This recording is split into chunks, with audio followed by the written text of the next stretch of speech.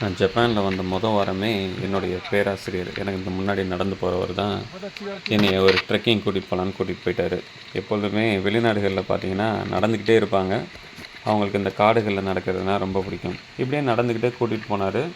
போகிற வழியில் ஆறு, அருவி எல்லாமே இருந்தது. அப்படியே பார்த்துட்டு அப்படியே உச்சிக்கு போயிட்டோம். உச்சிக்கு போயிட்டு இப்படியே நாங்கள் சுற்றி பார்க்குறோம். இதுதான் ஒரு டாய்லெட்டு. இது பார்த்துட்டே இருக்கும்போது இந்த மரத்தை அவர் பார்த்தாரு. பார்த்துட்டு என்ன பண்ணார்னா, மரம் கொஞ்சம் தூரம் வெள்ளையாக இருக்குது. அப்படியே மேலே பார்த்தோன்னா திடீர்னு ஒரு பச்சையாக இருக்குது, ஒரு பாசம் பிடிச்ச மாதிரி இருக்குது. இது நம்ம சாதாரணமாக பார்த்தோன்னா இது ஒரு வெள்ளையும் பச்சையுமாக இருக்குது அப்படின்னு சொல்லிட்டு கடந்து போயிடுவோம். அவர் என்ன சொல்கிறாரு அப்படின்னா, இந்த எவ்வளோ தூரம் அந்த வெள்ளையாக இருக்கோ அது வரைக்கும் பனி ஸ்னோ கவராக இருந்திருக்கு வின்டரில்.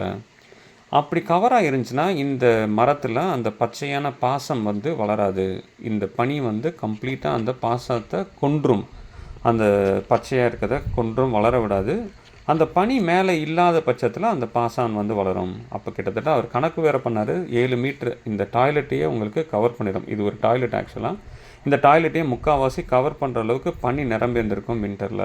ஸோ ஒவ்வொரு மரமாக நாங்கள் பார்க்குறோம். ஒவ்வொரு மரத்துலையுமே பார்த்தீங்கன்னா அந்த ஒரு உயரம் வரைக்கும் வெள்ளை, அதுக்கப்புறமா பச்சை. ரொம்ப ஆச்சரியமாக இருந்தது. நம்ம ஒரு சாதாரணமாக எளிமையாக கடந்து போகிறதுக்கும் கொஞ்சம் ஒரு இயற்கை மேலே ஒரு க்யூரியஸாக நம்ம அதை பார்க்குறதுக்கும் அவ்வளோ பெரிய ஒரு இன்ட்ரெஸ்ட்டாக இருந்தது. ஸோ இதுதான் எங்கள் கூட வந்த நண்பர்கள், ஜப்பான் நண்பர்கள். அந்த மரத்தில் பக்கத்தில் வேறு நான் போய் பார்க்கணுன்னு பார்த்தேன். அது ரொம்ப பார்த்திங்கன்னா வலுவலுன்னு இருக்குது. அது எதுவுமே இல்லை. ஏன்னா இது இங்கே ஃபுல்லாக பனினால் அது எதுவுமே வளராமல் இருந்திருக்கு. அந்த மேலே அந்த பச்சை பசன்னு இருக்குது, பாசம் பிடிச்சிருக்கு. ஒரு சுவாரஸ்யமான ஒரு அறிவியல். நன்றி.